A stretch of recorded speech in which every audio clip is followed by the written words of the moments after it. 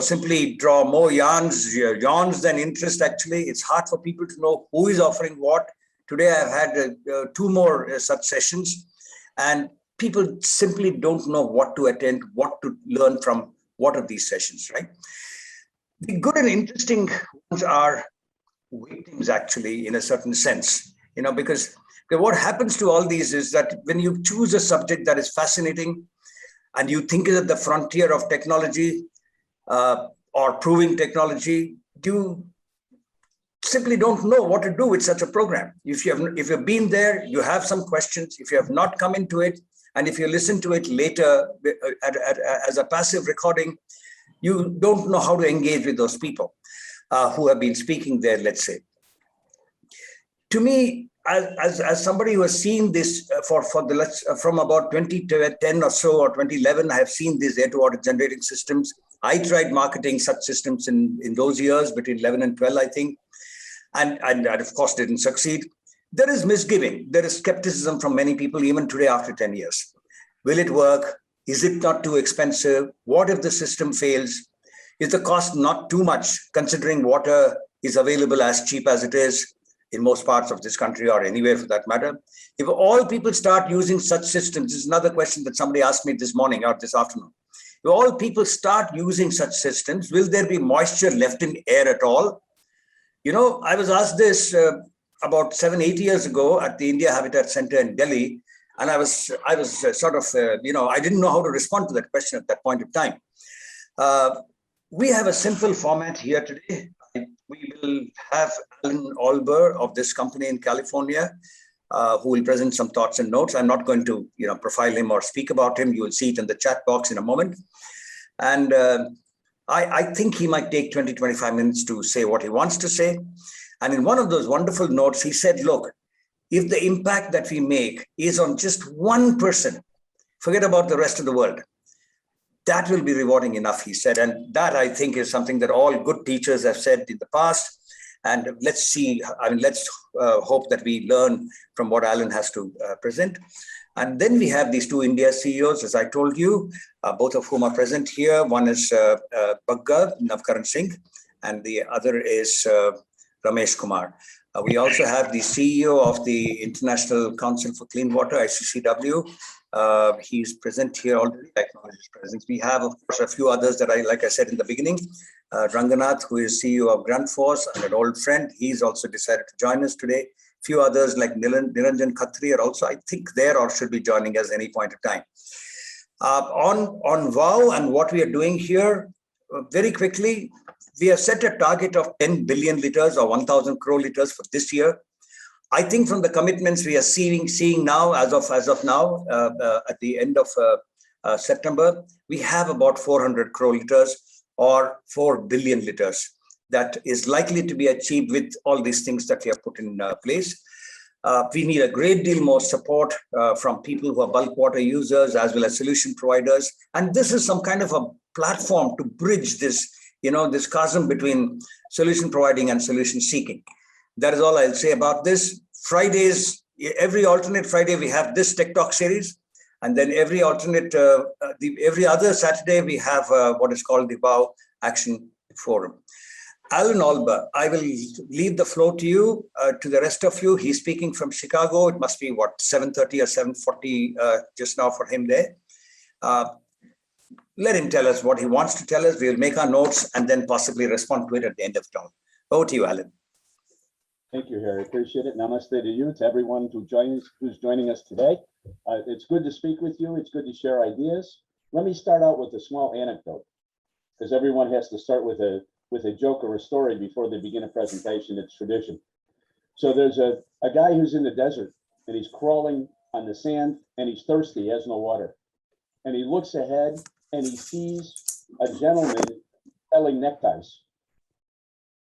And he comes over to him and he says, "Why are you selling neckties? I don't need a necktie."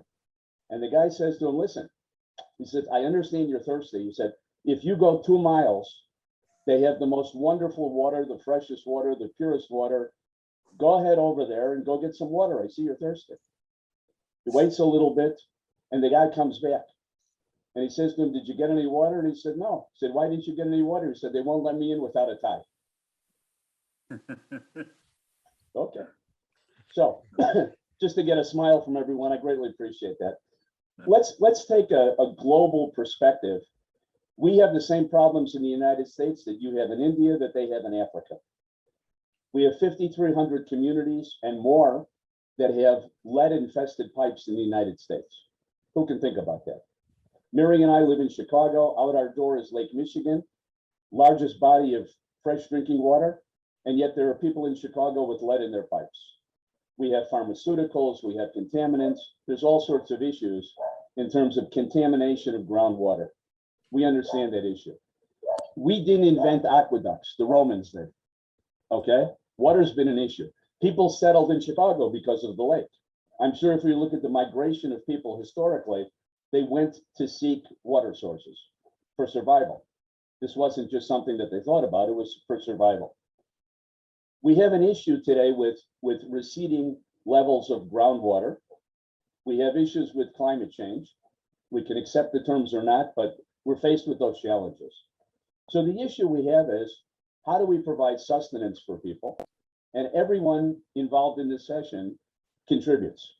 We had King Arthur with the Knights of the Round Table. He had a round table for a reason. Nobody headed the table. Everyone had a place at the table. There's a place here for everybody. Nobody's a competitor. No single company in the history of atmospheric water generators has taken control of the market. This is not like Bill Gates with Windows, with DOS and Windows, selling it to IBM and licensing it.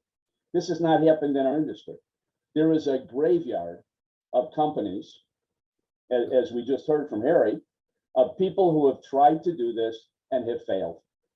So the question we have to look at collectively is, we have to take our brain power and we have to see exactly how to approach this market. There are enough segments that I will deal with in a few minutes. There's room for everyone, all different technologies. If you can make an AWG, you can sell an AWG. It's that simple. Sizes are variable. Could be 20 liters for a kitchen, counter, a unit for a residence, to the largest units, and everything above that. Thousands and thousands and thousands of liters or gallons are possible on a distributed network. Then, of course, we have the other problem. Utilities typically deliver water. That's their job. We formed utilities by having small companies originally, started in Chicago, started in India. A couple people got together, they electrified one block. Then they electrified a village.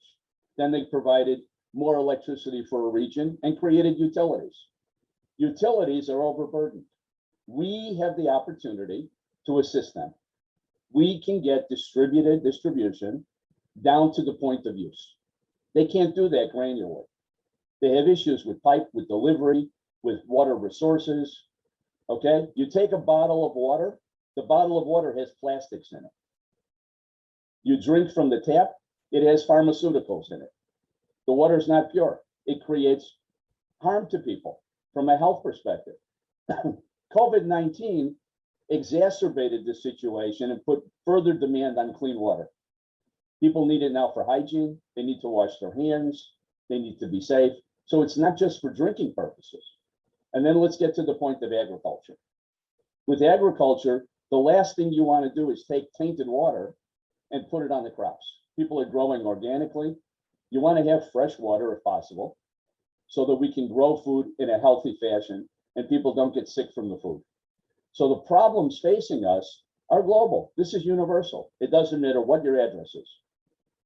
Okay, so I personally welcome everyone to the call today, and I'm interested. I don't want to speak too long on this. I would rather have us engage in conversation. What I'm suggesting the approach today should be is this. Let us look at how to get involved in projects. It's very nice to talk about the theory of water. We understand there's moisture in the air. I had the same situation in technology. I know I have some technologists on this, so you'll find this to be interesting. I joined a company that was having financial difficulties. They were having trouble selling. It was for telecommunications.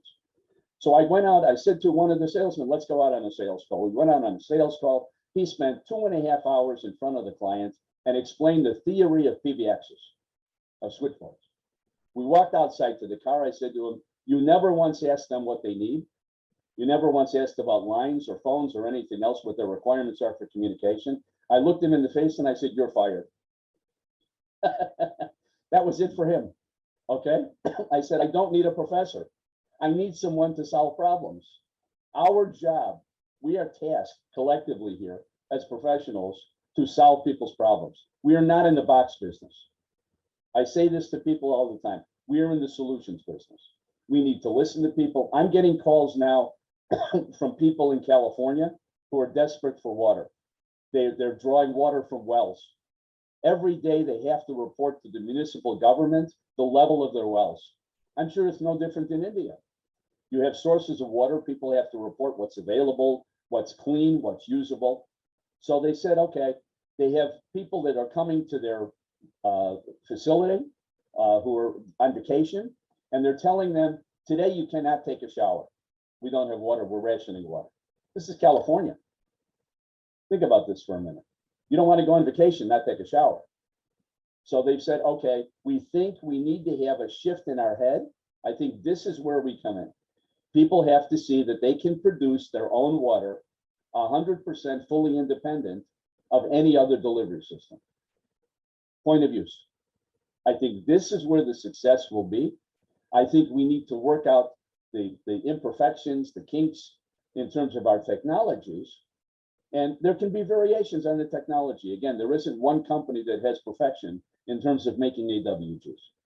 We can collaborate. I was on the phone yesterday with a gentleman who is Palestinian, and he moved to New York, and he holds a couple of patents on a process. He's not calling it atmospheric water generators. He's calling it atmospheric water technology. So I said to him, frankly, okay, I understand what you're doing. He's applying for patents. I said, is your technology commercialized? He said, no. I said, well, in Los Angeles, they're recycling water from the toilet. And they said by 2035, they'll be able to produce massive quantities of water. This is 2021. I'm 70 years old. I don't know that I'm going to make it 15 more years. I can't wait for a glass of water for 15 years. I need the water now. So I said this to the gentleman yesterday. I said, your theories are okay. So I said, let's collaborate. I said, as a technologist, I'm always involved in converged technologies and forward-looking progress. So let us work together.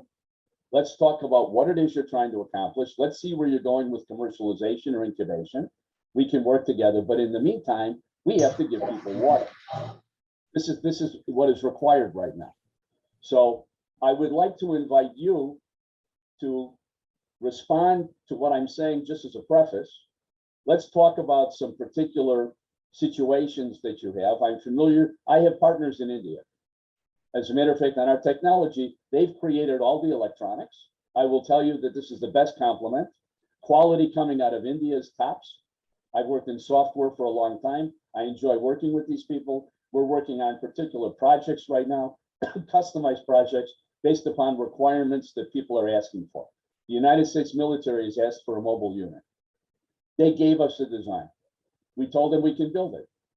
They weren't 100% happy that we have contract factory in China. We're going to be bringing a factory to Chicago. I'm sure you have local resources in India that are making units in the Indian market. And also, when you export from India, that means something.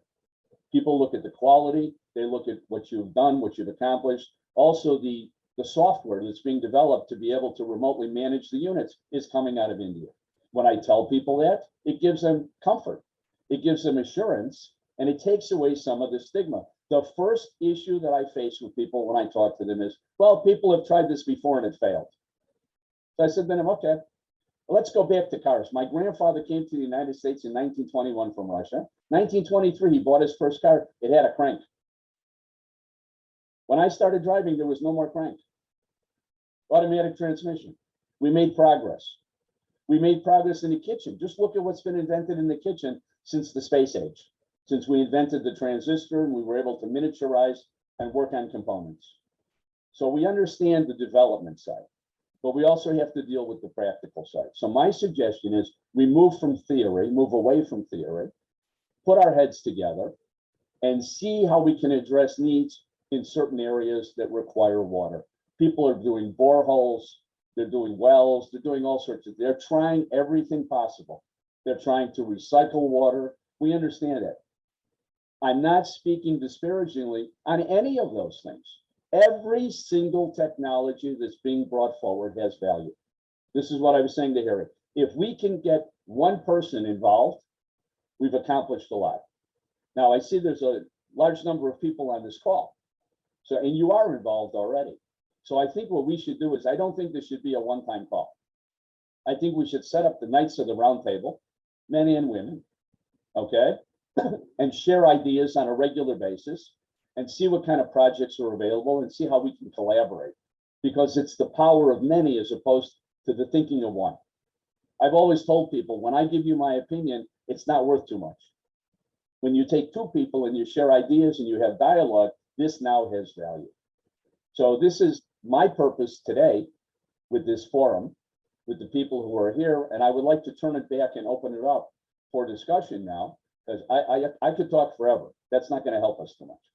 So let's open it up. Harry, if we can open it up to folks, let's start some dialogue. Let's start some questions. Let's have people introduce themselves for a quick minute and explain exactly, you know, where they fit into this and how they could be of assistance. I'll turn it back to you. Fantastic. Over to you all. Whoever wants to take this from here, we'll move away from theory. Let's put our heads together. And it's a round table. No one at the head of the table. Anyone who wants to speak, please.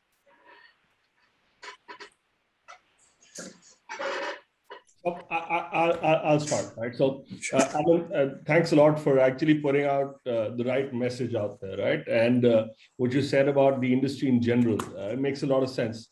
There is definitely a graveyard of companies that didn't make it. And they've been for precisely quite a few reasons, right? I've been in the space for almost about 5 years now.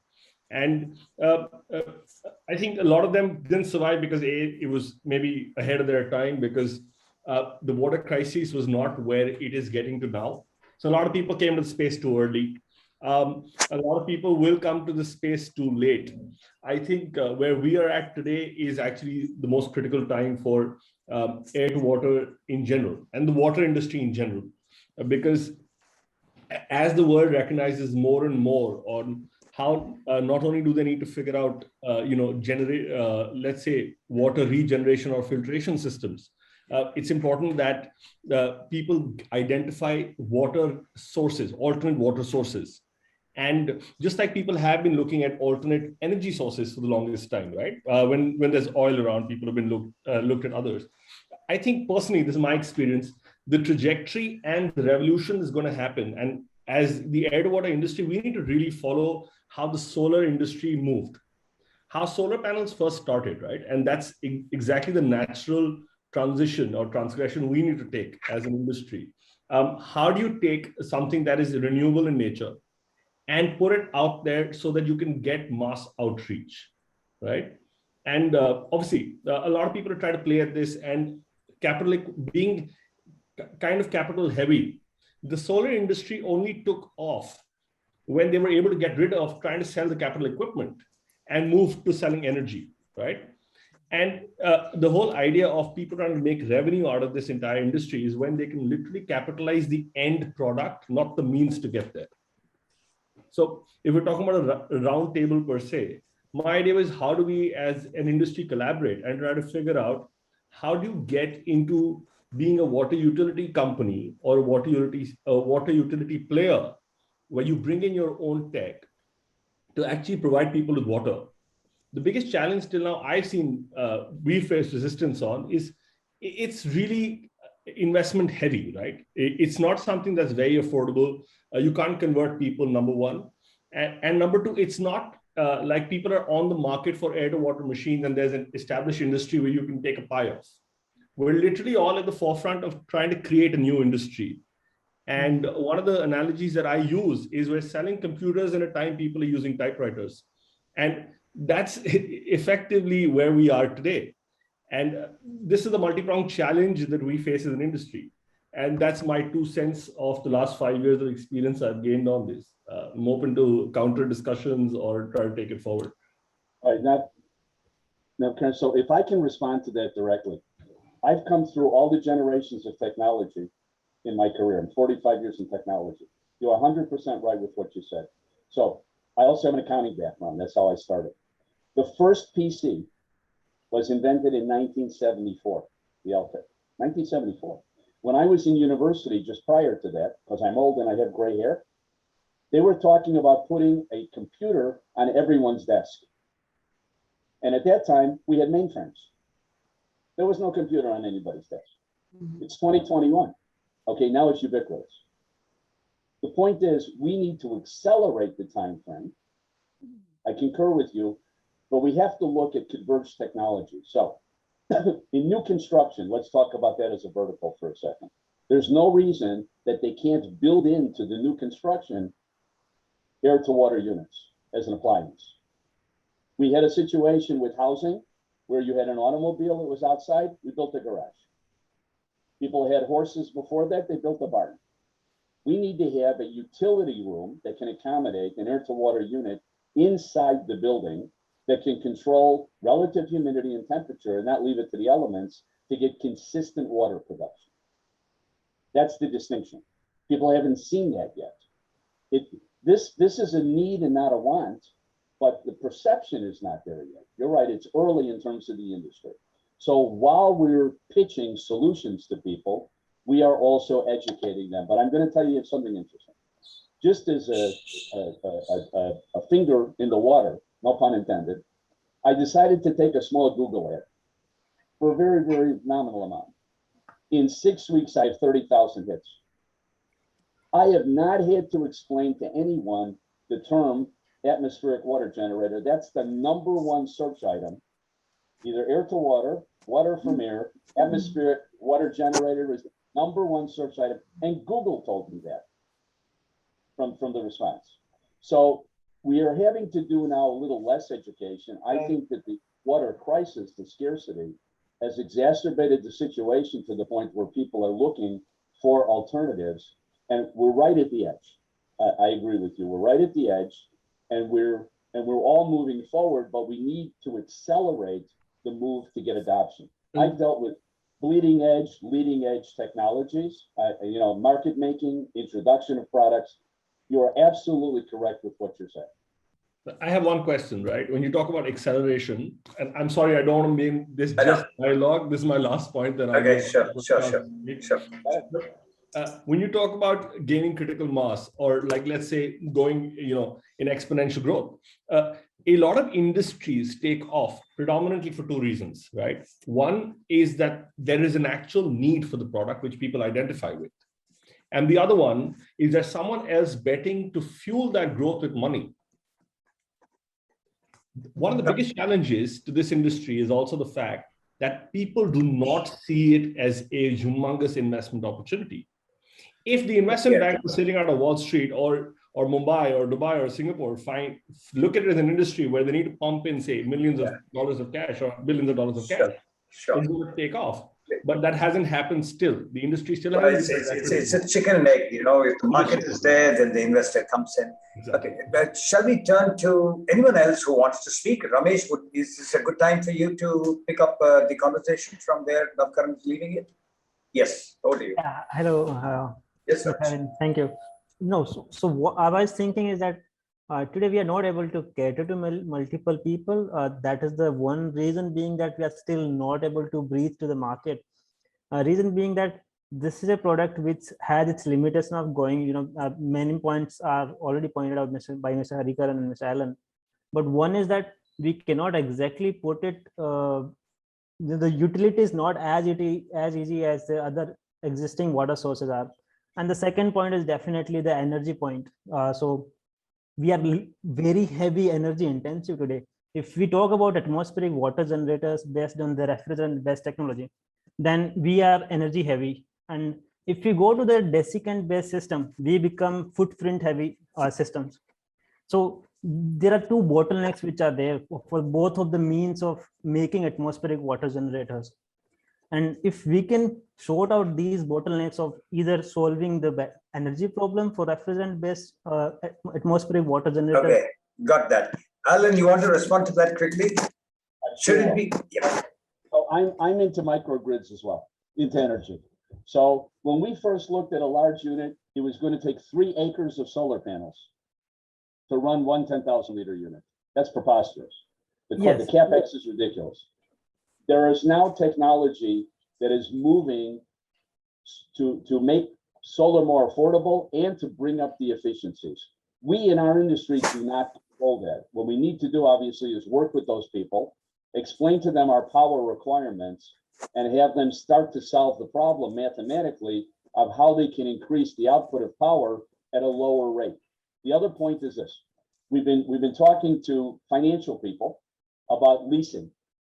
You remove the stigma of CapEx when you can spread out the payments on a monthly basis over 5 to 7 years. This is what was done with telephone systems. In the early 1980s, exactly the same thing. When people were able to buy phone systems, they didn't want to put out hundreds of thousands of dollars on a phone system. They were very happy to pay per month. So by being able to make it affordable financially, what do utilities do when they provide service? They charge you monthly.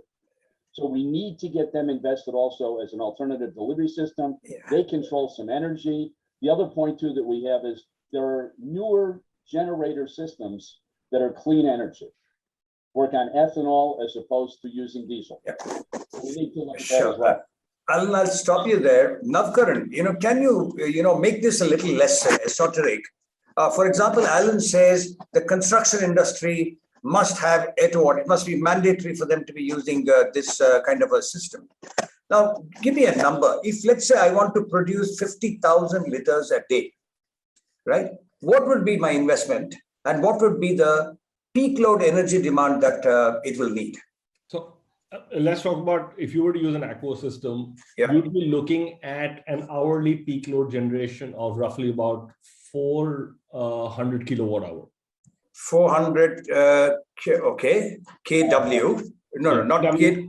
kWh. So basically, as 400 units of power per hour. Okay. Right? Yeah. And that is substantially large. Right? 400 units of power for how much water that it will produce per hour or for the day? So 12 hours. 2,000 liters an hour. 24,000 liters in a day. 2,000 liters an hour. No, 2,000 liters per hour, you're saying. Yeah. So when you're talking about a 50,000 liter per day system, okay. You're generating 2,000 liters. I got it. Alan, you wanted to say something. You wanted to add something. No, I concur. Okay, wonderful. 400 units. And what would be the investment, the capex for such a system to be installed in, say, a construction site? So if I put it in dollar terms, it would be something like about $1 million. $1 million? Yes. You said? Yes. $1 million. Therefore, we are talking in terms of about 75 million rupees, 7.5 crore rupees. 7.5 crore. Right.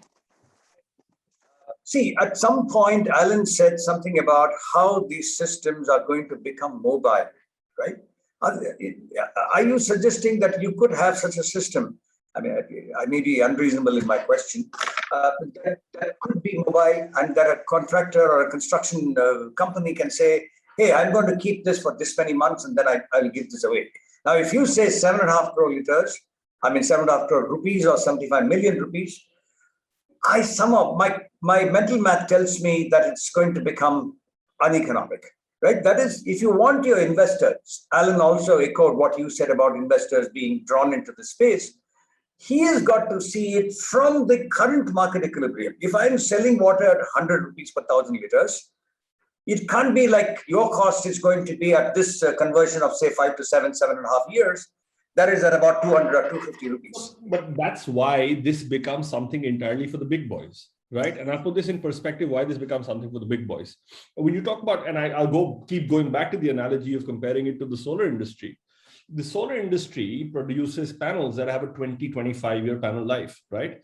So they make their money substantially over a long period of time, because there is a barrier to entry. If you look at the higher valued solar companies today, they all work as IPPs, independent power producers, and that's how they make the money. So when they make end product something that they monetize, not the equipment itself, that's precisely how this industry can really make traction. It can't happen if I go and put in a proposition of $1 million or 7.5 crores or 75 million rupees, as you said. yeah, it completely throws it out of the table. But if I go to the proposal saying, look, there's a plan, I have a captive water consumer, or I can sell water at X number per liter, and I need a heavy investment of, say, X amount, and then this is how I'm going to monetize it on a daily, monthly, and that's how the cash flows are going to happen. That's the only time it becomes a project which becomes financially viable. Right. The Navkaran? Yes, Ranga. There is no, from what I'm listening to you guys, and I've been following this this technology for some time now, there is no business case. Even if you do long term, from what you say, I'm taking your numbers, it's 8 rupees per liter of water. And water is free in most places in India. No, but So, how are you arriving at 8 rupees per liter, sir? You use 400 kilowatt hours, you said 2000 liters per hour. Yeah, that makes it to about 2 rupees a liter, sir. How you get about 5 liters per kilowatt hour, right? So if you're using 5 rupees, then it's even lower, sir. No, 5 liters per kilowatt hour, right? So let's assume you go 4 liters per kilowatt hour, right? Yeah. If you go 4 liters per kilowatt hour, a cost of per kilowatt hour is 5 rupees. It's 1 rupee 25 paise per liter. Okay, 1 rupee. Okay, good. Yeah, 1 rupee 25 paise. Then we need to like what Hari was saying. What are the alternatives? What are you pitching against? So if you really want to make this popular, you have to start looking at places which don't have water. Okay, Ranga, Ranga, can I request you to respond to what Navkaran said in the beginning? He said, go back to the solar story. It took off. That industry took off when it began to sell energy and not sell equipment, he says. Yeah, but the thing is, that's one of the ways of doing it. You have to sell water. But in the case of solar, there are no more inputs except for maintenance and cleaning. In the case of this, you have to give in energy. You have to input that. So what we need to do is to work out the right numbers. Alan spoke about funding. In India, we know that if you're able to stretch the financing and if people are able to pay out of the pockets, let me take you to an analogy which works, which may be of a good example for you because he spoke about solar. I was talking to a microgrid person from Bihar who runs microgrids in villages, and I asked him, how much do you charge per unit? He started laughing. Don't ask me that question. I said, no, I just want to know. His cost to the people was approximately 13.5 rupees per unit. And you and I don't pay that kind of money. I said, how does...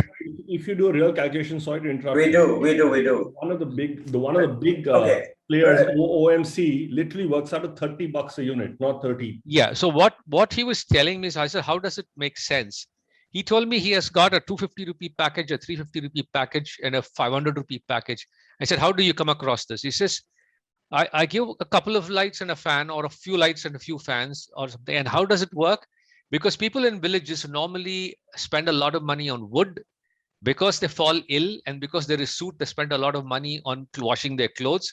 I took this total cost of this and said, I can save you this. So if I can save you 50 rupees per month, I will give you this, you pay me. So it was a completely different way of looking at financing. So the conventional way of what we are costing may not work at all.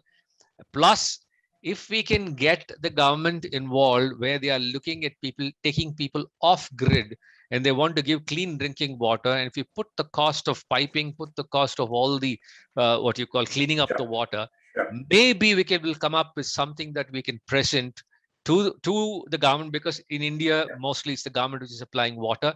And if they have this Har Ghar Nal or Jal or whatever the program that they're running, if you can switch it around in parts of areas where they don't have enough power or enough water, we might be having a good start for this. And from there, the nucleus would maybe, like what solar did, we could think. Otherwise, trying to pitch it to the city dwellers who have access to water, who have bubble tops, and trying to give it to them at this price, I think won't work. And that's probably why it has not taken off in the last 10 years. Ramesh Kumar Soni, I know you've been crunching numbers, desperately trying to see how you can raise capital. What is your take on what Ranga says or what Navkaran said earlier? Yeah, so I somewhat very specific, Ramesh, if you don't mind. No, so I in the city specifically, we can sell it to the people who are right now dependent. So we have to take a particular segment from the city people who are getting bottled water today. We can give these solutions to those people, and they are accepting. What you're saying is, if you are asking for a rationalizing of water cost, right? And that's why you're saying bottled water. Yes. What is your experience when you go to people who are supposedly, who are supposed to be investors? What is your take from what Ranga says? You don't still have a business case. He's also saying you got to look at other markets. You can't be looking at these other markets. How do you go and make this case that is sexy enough for this investor, you as an incubator? Yeah, so I would disagree with Mr. Ranganath today. Okay, good. Because yeah, so this becomes a good case for investor because you are not tapping into the whole industry. As we say in the water, there is room for everybody, each of us. So we are tapping into a certain segment of industry, which is bottled water industry. Today, we people who are getting water in, water from their metro water or from the tap, they will not buy these units. But people, wherever they are taking water bottles, anybody who is paying today more than 2 rupees for drinking water, these people will easily take it. And as the unit becomes higher, the capex comes lower and opex also becomes lower. So it becomes a very, a good case for people, for the big boys who are ready to take 50,000 liters of drinking water every day. For example, if we talk about one IT tower, let's say Ascendus Park in Chennai, okay. These are the individuals, if made a case to them, they will take it completely. Well, I can connect you to Ascendus's man, Valen. He's not here today. In fact, I invited him to this But meeting. they will take it more because it's a philosophy. If you come to Grundfos, we tried it out, but we didn't have, and we tried it about 80 years ago, Hari, and there was not enough water for the 200 people we had. And we had an issue. We said this won't work. So we went and put an RO system. And the same thing happens at homes. People are buying bubble tops and now buying an home RO system. It's at 20,000 rupees. Now we need to make a total business case of this. Alan, your turn. We are selling 1,000 liters of water in India. Alan, before you respond, let me say 1,000 liters today in India costs $1. Right? Keep this in mind. Respond, please. All right, so let's go back to the business case and the market segments. To go head to head against the utility that's selling the water at very little sell price is futile. It makes no sense to do that. We need to go where water is scarce. I agree with you. So in California, I can speak directly to the solar industry. In January of 2020, the state legislature in California mandated all new construction must have solar power, period. Period. Okay, so if they didn't start doing that, that was 2020. Think about when solar started. The government finally came around and mandated it. There are people who adopt the technology and there are people who push for legislation. It takes both. It takes time. We can't solve problems in a second. So if we go where there's a problem with bottled water, we can make a compelling case financially. You have transportation costs. You have the bottles that are harmful to the environment. There's a compelling story there. It depends on where you can sell the water. So let's say here in the States, we can produce water from air at 12 cents a liter. Half a liter bottle of water is 50 cents at retail, $1, $2. Okay, I can buy a case of water. Mary can tell you this. I go to Costco. I buy a case of water for $2.99, a whole case. But I have to go to Costco to buy it. The Costco from my house is 15, 20 miles. There's transportation time. I would rather have water on demand. We have to change the terminology. We have to change the metrics. When you go to the tap, you get water on demand. You don't want to wait to go do it. We have to make a distinction between household water and drinking water, fresh drinking water. Sure. Okay, so there are discrete markets. Hotels have to deliver bottled water, 2 bottles to every room every day. They sell the water for $2, $2.50, but there's the labor time to take the inventory, to buy the bottled water and to deliver it and to inventory it. Okay. There's a compelling argument not to do that. Alan, before we continue in this vein, Navkar and I'll come to you in a second.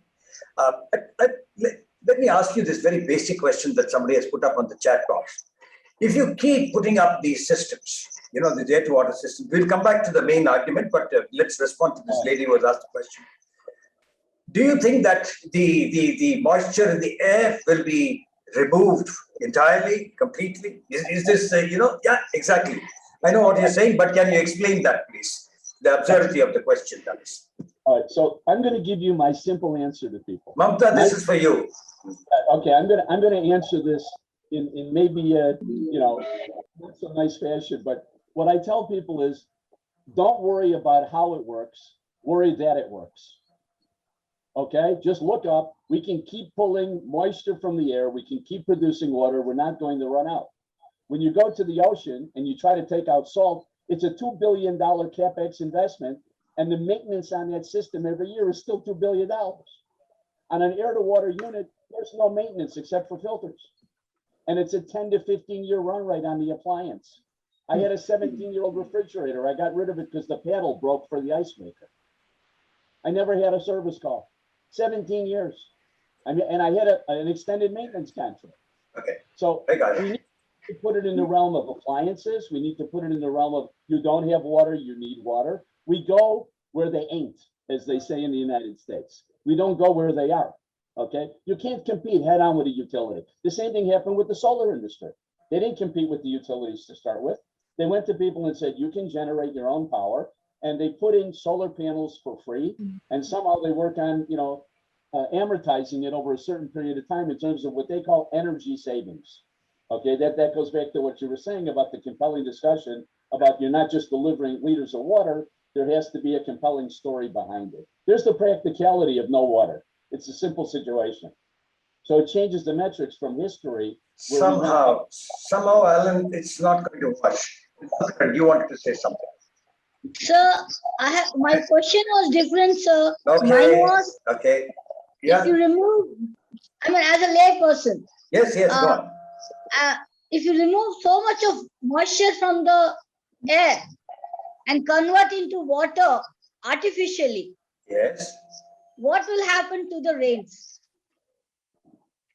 Okay, any one of you, please. Very simple, Mamta. But anyway, let them respond. Somebody please respond to her in some lucid ways. So, Ms. Mamta, this is very simple. This is just like the rain which is coming to the mainland of, Hyderabad. We are bringing the same rain. The humidity is always there in the atmosphere. In the rain, we see it as a cloud, and when it's not highly humid, above 99%, we are not seeing it.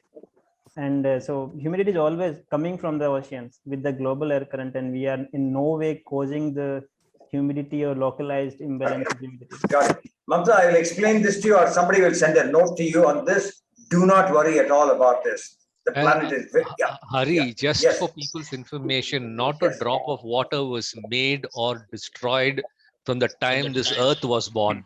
Exactly. It will Absolutely. be different forms in different places. Exactly. Got it. Thank you, Mamta, for saying that you got it. And that's it. That's simple as that. Navkaran, back to you, please. You can pick up the thread from where you left. I have two statements to make. Now, when Mr. Ranganath spoke about, not roping in costs, etc. I don't know, sir, why at Ground Force you were not able to get water for 200 people. For the last 3.5 years, I have 900 people who drink water from our machines daily at the Indian Oil Refinery in Haldia, right? And it is done in a similar approach which you spoke about.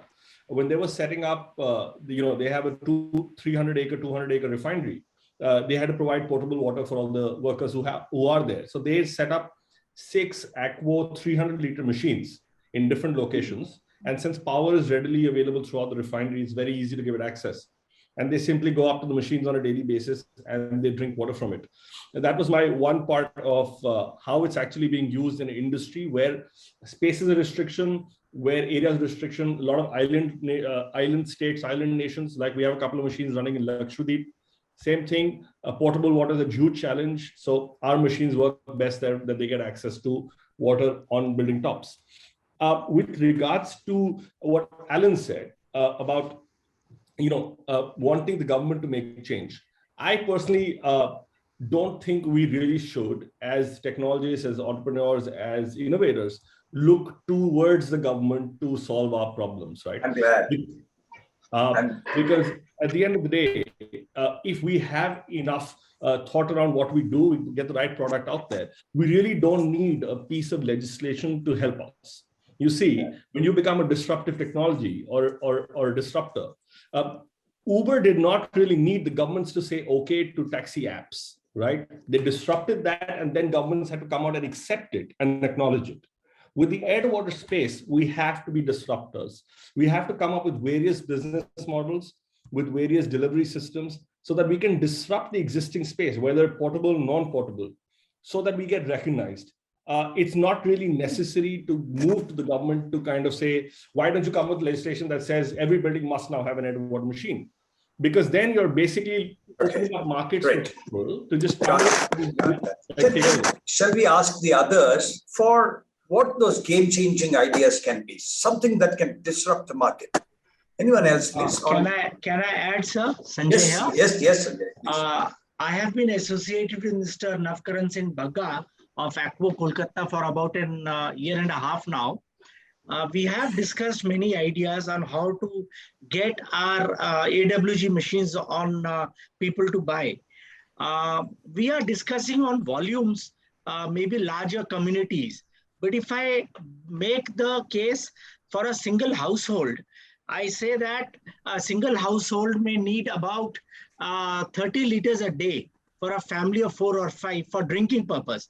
We have to necessarily look at AWGs for generating water for drinking and cooking purposes. We probably cannot at this point of time take AWGs for our total water requirements. So we'll have to understand this differentiation. So if I say 30 liters a day for a family of 5 at 4 rupees a liter, it works out to 120 rupees or maybe 3,500 rupees per month. Now, comparing this, what I have gone forward to communities and said, you are spending 3,500 rupees for a quality water, which is a mineral water, as compared to acidic water that you are generating out of your home ROs. Leave alone the wastage that of water you are doing. So either you decide to spend about 3,000 rupees a month today for a better health, because water contamination is known to be the biggest polluter and the biggest reason for bad health. Or you spend a larger amount of money. The fear factor, that larger amount of money is in your illness, maybe 10 years from now. Yeah, but this quality is changing. I'm not so sure if people have still bought into it. Navkaran said in the beginning, he has sort of assumed that, say, 10 years ago, the water crisis was not where it is. I'm quoting him. Where it is getting to now, he says. I don't think people see that at all. People probably think that it's about 15 years from here, and that if their grandfather could live the way they could, that he or she did, the grandfather or grandmom, why is it that I can't live the way I can today? You go to any apartment today, they're simply not willing to see that there is the real dire threat of a water crisis, especially in a city like Bangalore. Yes, Navkaran. So while I do agree with you on that front that it hasn't really taken off here, but you cannot discount the fact that water futures were traded for the first time in December 2020. For the first time, water has been commoditized in the history. So when you're talking about people trading water futures, you literally put it with oil, with gold, with any other commodity out there. Yes, I agree. It's not all of us are trading water bonds today, but the very fact that it's happened for the first time, which means it's getting there. Anyone from India who wants to accept or disagree? Anyone? Answer that as well. There's two issues here that I see. Number one, January 1st, the state of Arizona is getting the quantity delivered by the Colorado River down 18%. 18%. The states on the southwest are getting diminished in terms of the fresh water they can draw. They need to look at alternatives. This is today, not history. This is now. They're faced with delivery. Okay. Number two, the farmers have cut back on their crops 20% in terms of yield because of lack of water, with all the water rights and everything else. There is dire need now. We didn't invent this market, but we can certainly address it. So we need to look at where the scarcity is and where it's getting diminished and where they know about it, where they're already educated, and start to fill those market gaps. That will bring awareness. That will also help from the commodity perspective, kind that you talked about, that they're finally doing this in terms of water. It raises the educational level, but the people who get the benefit of the AWGs on a local basis for drinking purposes or even for agricultural purposes will become evangelists. We don't have to, the government comes last. What I was saying to you was, it was 2020, they finally woke up with solar, the government. Where were they before? People have been putting solar in for a few years. So there's a critical mass that's built up from the private sector first, from the need and the use, and then the government finally wakes up eventually and they get on board. The last place we ever want to go for approval is the government. That's a problem. You have to lobby, it takes money, takes time, takes aggravation. They're trying to pass an infrastructure bill now in the United States to clean out the lead pipes in the United States, and they're having trouble passing that legislatively today in Washington. We're dealing with this today. So I agree with you. I think what we need to do is we need to move swiftly while the iron is hot, as they say. Go out and continue to try to sell individual units. Sanjay, I agree with you. We need to sell appliances. We need to sell 20-liter units, 30-liter units, 80-liter units for drinking water and cooking purposes in a household. It's got to become an appliance like the refrigerator, like the stove, like the dishwasher. That's where it comes to, and that's where people will pay for it. And again, if they can stretch the cost, amortize it over 10 to 15 years, it's not even an issue. If somebody's paying $50 a month for an appliance, okay, you can buy refrigerators on time, 24, 36 months. Why not do this with an AWG? It has to be in the same mentality. So that is a logical place. So people who are selling appliances would be a perfect retail avenue to sell these AWG units. That's a wow. Sanjay Gupta, your response, please. Sanjay. I'm thankful, Alan, you somehow agree with me. I would definitely like to say that AWGs will take time to catch up, but unless we make a beginning, we make a start, we would not reach there where we intend to. So we need to make a beginning on that path. Thank you. Yeah, Hari. Yes, Ranga. Couple of things. One is a suggestion. Yes. It's come out of the thought that why is an AWG costing so much when an air conditioner is not costing so much? That's one first question. Second question, there are so many air conditioners. Why can't we, as a team, the teams who are doing AWGs, work with the guys who are producing air conditioners who are already selling them to collect the condensate and make it clean drinking water? Because then the investment would be much lower, because you have to invest in an air conditioner in places like Chennai. And of course, even today, Bangalore in April and May require. And in the US, every place is air conditioned. Why hasn't it been thought of? Or is it, if it has been thought of, does it not work? That's one question that I need to ask, because then you're already making a good business case, because that investment is going in anyway. So why do I need another one for this? And when Navkaran asked me, how come you could not? Because there was no cost benefit analysis. Navkaran, we are the first green rated commercial building in India, and we are very, very finicky about the energy we consume for anything that we do. So the cost per kilowatt did not compare to what we already had, because water is not that expensive. The bulk buying of water, even though we buy it, was not. And also we had the bore wells which were running on solar. So it did not work out, and that's why we did not. That was about 8 years ago. Now it might, I don't know. So it's important that, but we decided that day we will collect all the condensate, take it to our tank, and we actually are using an RO system to mix it with the rest of the water, and we're reusing it for drinking. Of course. But what can we do that way? Why can't we think a little differently? Can we work along with the manufacturers of air conditioners? If I can take that question. Yes. Okay. So let's talk about cost benefit analysis when you're talking about combining with an air conditioner. An air conditioner is designed to condition the air in a confined space, and then the water is a byproduct, right? So the system design and the cost involved is simply to condition the air, whether hot or cold, either way it works. A refrigeration system cycle of an air to water machine is designed to extract the most amount of water that it can from the air. So if you talk about trying to put both of them together, it's never going to be a healthy combination for that particular reason. Secondly, when you're taking air from within a room and taking the condensate is very high in microbes, ridiculously high. And that really defeats the purpose of providing potable water. from our case. And why do we always in the AWG industry go to potable water? Because potable water seems to be the lowest hanging fruit available for us today. So that's precisely why an air conditioning system with the AWG system combined doesn't really work for us. My next question is, why is it so expensive? Okay, you take a combined or a small space, you take refrigerators. They are 1/3 the price of, or 1/4, sometimes 1/5 the price of AWGs. Chicken and egg, we don't have economies of scale. So get along with the air conditioning, the refrigerator guys. Try to build something. You know, that's all actually happening with a group in Australia.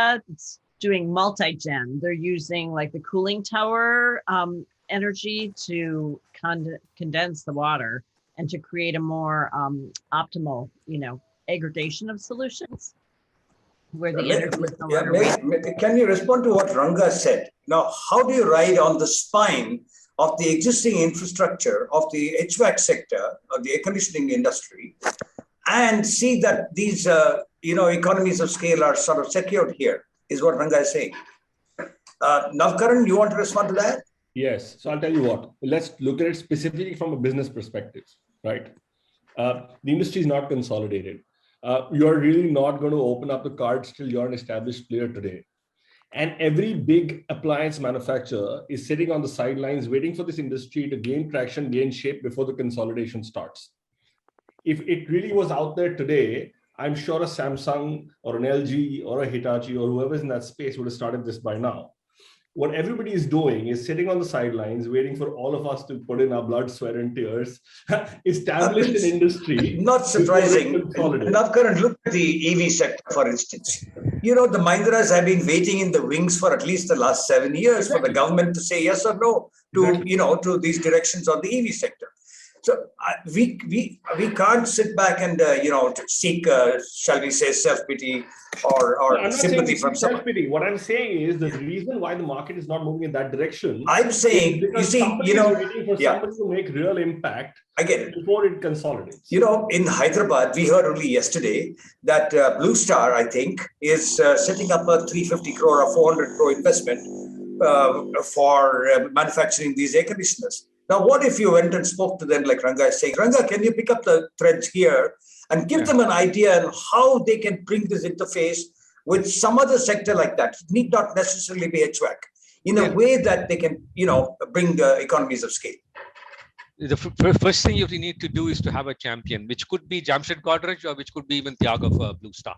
Now, of course, both these people are very, very good in the way, because Hari and I, we have known them. That's the first thing to do. And then you need to work along, and you can have your agreements in such a way that, see, the problem that we normally face is we feel that we're giving away something and we all stick to our own little silos, not working together, and ultimately nothing really happens. So if we can get together with them and say, okay, this is my part, this is your part, you give me what I need, and then sort of try to integrate these two things. So you get water straight out of the refrigerator instead of pouring water and having it like all refrigerators do now and make ice. Can I get water straight that you're making out of the system? So somewhere we can start, then it gets integrated, you get your skills, and then you can start with all the other machines which are standalone. Right now, I think what you can focus on, if you're not going through those things, is to go to places where there's no water, to defense, and especially when there is a calamities, where you could use these machines straight away and say, okay, the need of the hour is water. It's not the price of water, but the need. So that's where you can start now. Unfortunately for this industry, it's a catch-22. I'll tell you why. When you talk about going to spaces that don't have water, let's talk about Rajasthan. The equipment doesn't work, right? Humidity is so low, the cost of water generation is so high that it doesn't make economic sense. So we need to find pockets like Chennai, like Andhra. Chennai is a good place, right? Where effectively we really, so it's actually a niche of a niche of a niche, right? Where you're finding the right market where we exist. And it's exactly that. So unfortunately, people talk about, why don't you go to the place where there is no water? Because honestly, we can't generate water, there is no water. You go to Pudukkottai district in Tamil Nadu, there's no water, but the sea is close by. It's not very far away. Yeah, so that's the only benefit of Tamil Nadu I see. Tamil Nadu is my biggest home market, and I swear by it. Okay.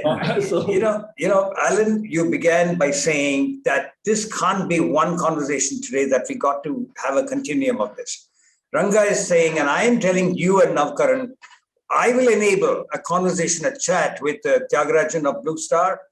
You both talk to him. I mean, you are coming from expertise and domain. And let's see if, we all know one thing. At these apex mind levels of such apex minds, we know that very quickly they understand the challenge. There is simply no dearth of vision in these with these people and such mind spaces. The question now is to see how, as business persons, as solution providers, you get beyond these transactional chats where you're not able to, break this opacity that you have and reach these people who are leaders. That is what Ranga is saying, and we will see if we can make that happen. The second, let me ask you a question. Yes, Rob. Are you going to disinfect the the water machine generated water? Since you said the air conditioner condensate has a lot of microbes, why is your machine does not have it? Good question. Because we, in our machine specifically, we take fresh air from the outside. We're not recycling the air from indoors. So in that case, what happens is, why does air conditioning can condensate at a very high microbe level, is because they're taking indoor air from where there is constant human interaction. In our case, all the air that we are sucking in is fresh air, which is from the outdoors. That reduces the chance of high microbes. No reason that disinfection, right?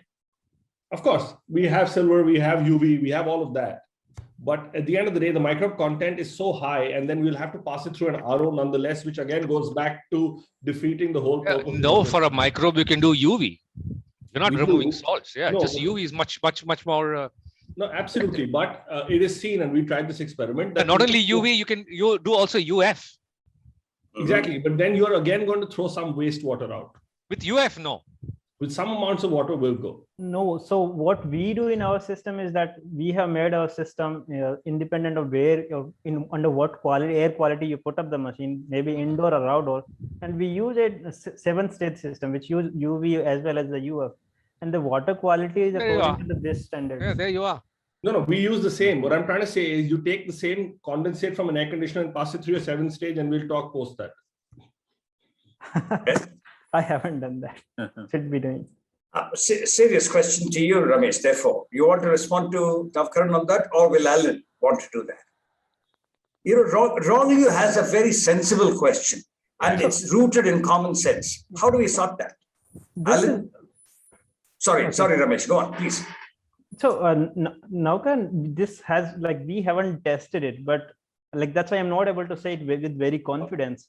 That's why I'm telling you. Okay. We tried this, and the only way we could pass it properly without through is when we eventually passed it through an RO, and that defeated the purpose of what we were trying to do.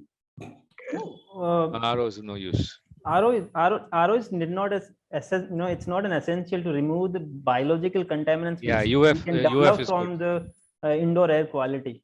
UF, ozone, UV, and silver release of silver. These are good combination which can exactly give you the potable water. And the microbiological quality is the first quality check which we do, and these 4 system combination or part combination would deliver. No, I agree with you on that, but my only counterpoint there is, when you're using only indoor air consistently, you're recycling a certain amount of air if fresh air is not fed into it. Now, Karan, there's a question of which is the lesser evil. You want scale. So let's start with this and then move to the other. Otherwise, there's a non-starter. Otherwise, I am not opposed to the idea of the discussion. Don't get me wrong. I was just putting out why. I was just answering a question why people I know. About it. Yeah, I get your point, but I'm just saying. Sure. I'll make one more point on the yes, Alan, yes. Air conditioner is intaking fresh air. It's not just recycling the air inside the room. It brings in fresh air. Okay. And then what it does is it takes the humidity out of the air. Okay. And when you need air conditioning, you take humidity out of the air. Okay. So that's a different problem. In terms of removing the humidity, we need the humidity to make the water. So you really have to take a look at the technologies. I don't know that they're so compatible at inception. I'm not saying it can't be, solved, but my point is we're coming from two different directions in terms of the purpose. Okay, to simplify that question, let's say I'm sitting in a desert area like Rajasthan. I have got, say, 45 degrees outside ambient, and it's hot and dry. Now, inside my room, I have an air conditioner working. Tell me how the problem is different and why these two can't be synergized. All right, so the way we've solved the problem inside a room with our residential units is if the relative humidity is below 30%, in that case, we have units working in Arizona, it's 15% relative humidity outside, okay? So what we've done is we have a small humidification unit to raise the humidity. You can have plants in the room that raises the humidity. There are ways that you can raise the humidity in the room to an acceptable level. You meet the threshold of 30% relative humidity. Now, let's go the other way. If you can make the relative humidity 90% and you raise the temperature to 45 degrees C, you can almost double, mathematically, you can almost double the production of a unit inside. You have to control the RH and you have to control the temperature. So we know scientifically, we know mathematically where those ranges are and what the optimum conditions are. And we need to create that in the environment where the unit lives. That solves your problem, both with the air conditioning and solves your problem with the existing technology with AWGs. We have to find that sweet spot. Wrong Liu, your response, please. My response, basically, for you make 1 liter water out of the air, that requires a humongous amount of air to feed into the machine to make 1 liter. I think there is also an air transport problem because you put a machine in there, air has to go to that machine, and there is a transport process. You need to model that transport process. And if inside a house and the house is sealed, then you don't have enough humidity in the air to make enough water. And in the house, if you try to artificially increase the humidity, then you need energy. You need energy to evaporate the water. That defeats your purpose. So, I see this machine can only be used outdoors, not indoors. And if it's indoors, you have to keep the windows, doors or windows open to make the air circulate. The answer is very simple, okay? How many residences have a hot water heater on the roof, the solar hot water heater? What's the cost of energy on a solar hot water heater, except the initial investment? You make solar hot water heaters in India about $700 US. I can buy them. It costs less than $8 to about yeah. So you see, the case is already made there. Yeah. Right, and you bring the water down, okay, and then you convert it back to humidity, and feed it directly into the system. Okay, you're doing that on an ecosystem, on a closed loop, and you don't have to worry about the humidity in the room. And it's very economical. I think this technology is fit for a niche market. Basically, there is use for this technology somewhere, that is real lack of water. But broadly speaking, you want to put it like in a general market everywhere. I think it's limited. The market is limited because you cannot compete with traditional, water treatment, because those cost much less energy, much less money to produce. Facilities have put in the CapEx. When you have these large systems, these large municipal systems, what did it cost for them to build filtration systems?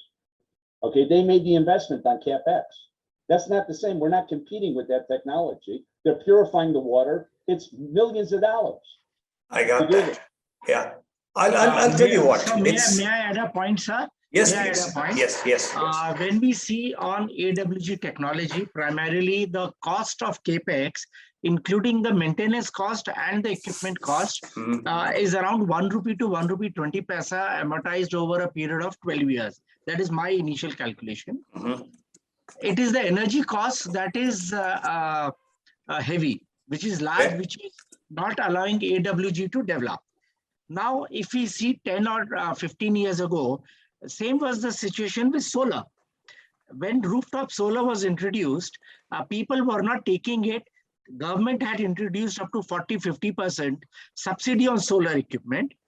As I see, it was 80% in Himachal, 80% on solar units, solar installation, subsidy by the government, the center and state put together. The power cost in Himachal is around 2 rupees 20 paisa per unit to 2 rupees 60 paisa. That's it for a household. I have stayed in Himachal for over 4-5 years, so I know the study. I have worked on solar in Himachal. So with 80% subsidy, can we suggest to the government to have a subsidy for large community AWG installations for energy? They have done it for industry. They have done it for solar. Why not for AWG?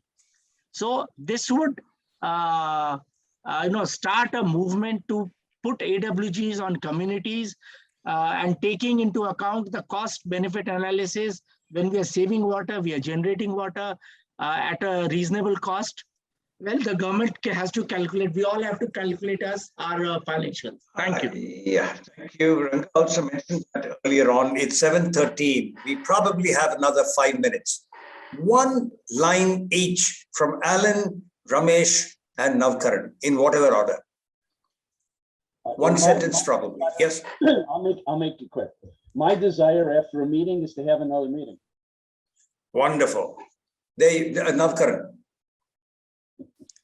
There's a lot to learn from everyone here, and the more thoughts that we put out, the more we'll gain traction of. But having said that, one last thing to Alan, when we talk about trying to create humidity within a room with external factors, it's like trying to power a solar panel by putting an external light on it. The whole purpose of running this is individually in a self-sustained environment. So we need to work out ways to do that wherever it's possible. Unfortunately, Hari, I told you. That's right.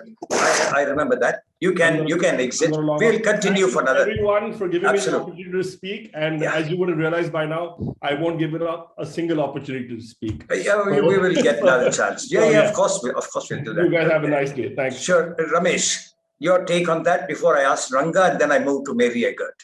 Yeah, so what I have to say is that this is a technology which will be part of future, but we will have to add on different aspect to it in terms of energy, in terms of desiccant-based systems, or in terms of innovatizing on the condensation technology itself, or making new surfaces. So different parts, bits has to be added to this to make it a sustainable part of the future. Okay. But it is part of future. Yeah. Nandakumar, can I ask you before I move to Ranga? I forgot. Do you want to speak? That's end of the. Can you hear me? Yes, loud and clear. Okay. Yes. So, see, I've been listening, and I clearly think that this is a niche product today, and it has a niche, and it is it has to evolve out of that niche. And just like mobile phones, I would not compare it to solar panels because energy always had a price, and solar panel was able to deliver on the price arbitrage, the cost arbitrage. Here, water is considered free, and this is competing with places where water is 10 paise per liter or something. We are talking about rupees per liter. So there is a niche, which is the institutional segment where there is a lot of bottled water being consumed, and there are segments where water is not available, where energy cost, as somebody pointed out, energy cost is the biggest killer. So is there some alternative energy? It could be a coastline where wind energy is used or tidal energy is used. Some kind of innovation, as Ramesh is talking about, on how to bring down the cost per liter of this product. Then it will become a scalable product globally. Absolutely. Can I ask Niranjan to speak up? another ITC person. For those of you who don't know, E. Nandakumar, who just now spoke, is the CEO of ICCW. You can see that logo there. Niranjan? Yeah, I have attended many of these water conferences, and this is a very technocentric conference. Yes, it is. And I am a little amused that we need some new kind of architects today who will do process analysis. And in process analysis, there's so much savings, and yet I've not heard in most of the conferences of how you enhance efficiencies in various industries. I mean, just example of the construction industry. The Niranjan, that is definitely a conversation. It's absolutely, certainly a conversation on the demand side. But today, the tech talk was on air to water. Go. No, I have no comments on this because I think we are still talking for the haves. And from an Indian perspective, we have to see how we can come out with low-cost solutions for India. 70% of the people can't afford all this. Fair enough. I leave it there. I know a lot of people are bristling to want to take that challenge upon themselves. Ranga. Yeah, having said all this, I've been following up this number of companies over there, and there's a company called Source, and I'm in touch with them, with one of the people. They've recently put a 10,000 liters per day plant on the roof of Hotel Rosiat in the airport area of Delhi, and that's completely on a basis of selling them water per liter. There is no capex at all, and it required 400 square meters of space to put up this. And I've got a few pictures from them also. And they have already started doing this where they will give water as a service per liter and take away the pain of investing in it. So that's something that people can look at, the ones that are producing here, if you can have the scale. And basically that means, and somebody had put that in the chat to hotels, hospitals, where they are bottling water. While we have said what we need to do for the future for scaling, for today's bread and butter, these are areas that are open. Which one could, because this is something that will probably become more popular as long as somebody does not have to invest in the whole thing, but will pay for the water. Absolutely. Ron Liu, a quick word from you, and then on to Mary. Okay, I just have one last question. Basically, this machine, if you are in a very heavily air polluted region, are you going to have to treat the product water? Because heavy polluted regions, the air has a lot of particles, maybe has some metals, and all those in addition to microbes. So, do you have to treat the water in those areas? May I answer that? Yes. Hari sir, yes. I have installed a machine near Hyderabad, a place called Patancheru, which is highly polluted. Groundwater is absolutely non-accessible. There is a heavy air pollution. I have installed a 50 liters machine on a villa. And we have air filters installed. We have absolutely no problems. The only thing is the air filter has to be cleaned little more frequently extra. And we are getting very good drinking quality water from there. Thank you. Great. Great. That answers your question. Okay. See, Mary, I thought you must speak a little on not just today's session, but on why we thought of having this series and the numbers of other people that we will bring to this platform. And of course, the last word will be that of Alan Alber after you have spoken, Mary. Yes, thank you so much, Hari. And this is such a dynamic group. I have just learned so much, and we've touched on many different challenges that we all face. And, having Grundfos here, ICCW, and leaders in atmospheric water, it's really a pleasure to be part of it. And the series is designed to advance technology solutions, exactly what you're doing, figuring out what the hurdles are and how do we overcome those. And in 2 weeks, Rick Bacon will be talking about water quality, and he has a testing solution for arsenic and for treating metals in water, and is a great leader, also working with the youth on educating them. So that should be good. And then in a month, we'll have SysBio, who's rejuvenating the lakes. But just one last thought I put into the chat: standards are a key part of moving technology forward, and we were able to work with the guys forming the standards on that. And and those are listed for, if you're coming into North America, you can get approved for the standards, and that eliminates some of the doubt on those questions.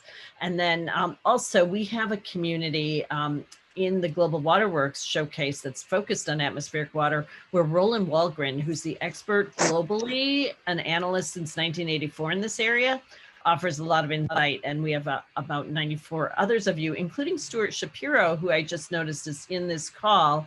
And he runs the LinkedIn group for atmospheric water, which you should all belong to. And I don't know if Stuart's voice is on, Hari, but you might want to have him give a word before closing out. Sure. Why not? You should ask him. Why don't you invite him? Stuart Shapiro, would you want to speak up, please?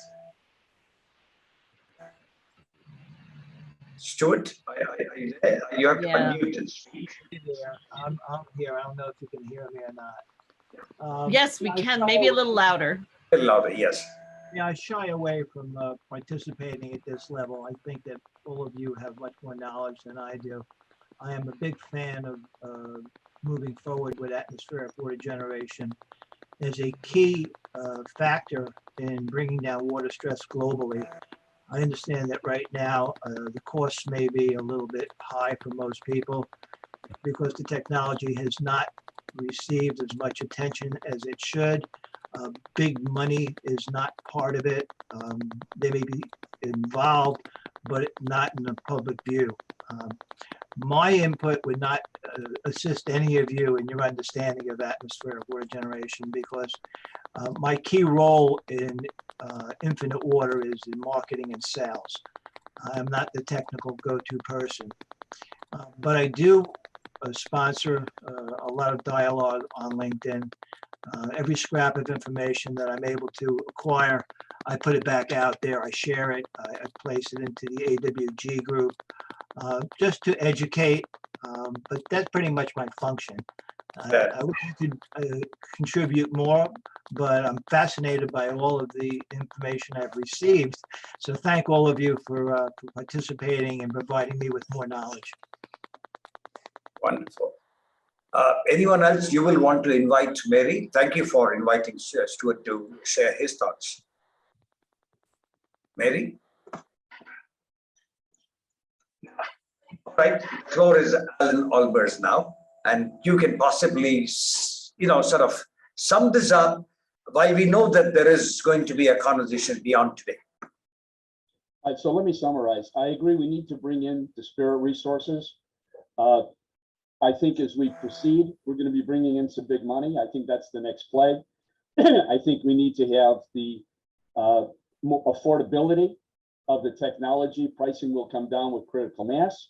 I think that we see that there's a need of particular vertical markets to get this started, to raise awareness. And I think that that's where our initial efforts should be sitting. Stuart, if you're still there, it's good to hear your voice. And I know you're hiding in the weeds, but I certainly appreciate your efforts on LinkedIn as well to educate people. So I thank you personally for that. And it's good to meet you at this particular moment. And I'm glad you were able to participate with us. Thank you. You bring value also on your side in terms of bringing this to market. I think collectively, again, there is no market leader anywhere globally. So if we collaborate and we combine our resources, we will legitimize the industry and legitimize the technology. Ron, for you, in terms of the technology, a lot of this technology and research and development has come out of China. And it's been prolific in terms of areas with very, very high pollution with great success. It's just a question of changing filters more often.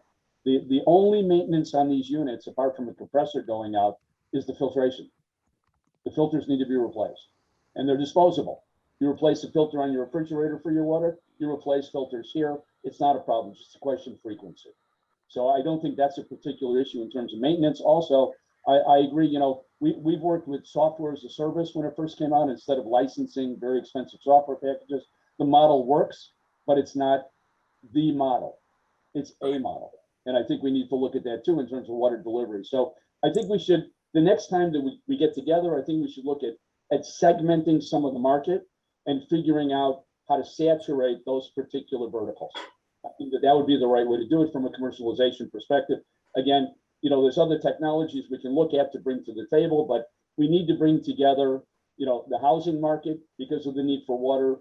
We need to bring together the energy market to get them invested in this. And we need to bring the agricultural sector very heavily. And they're coming to us now.